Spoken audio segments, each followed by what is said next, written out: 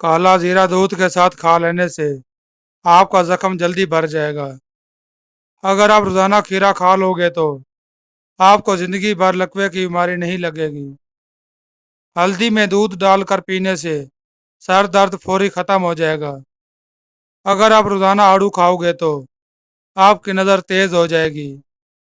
अगर आप सुबह का नाश्ता बेहतरीन करोगे तो आपकी सेहत हमेशा के लिए ठीक रहेगी।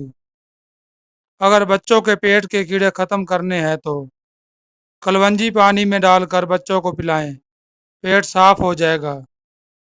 अगर किसी को हिचकी ना रुक रही हो तो उसे गन्ने का रस पिलाएं, इससे हिचकी आना बंद हो जाती हैं।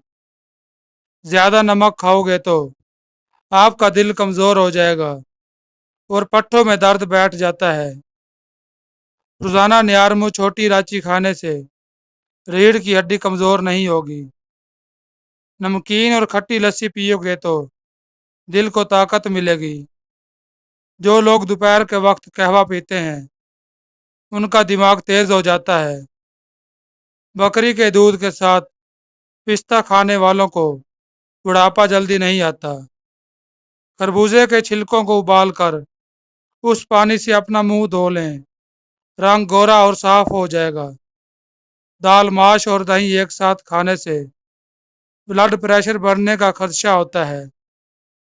सेब अगर भरे पेट खाया जाए तो ये आपको कब्ज कर सकता है।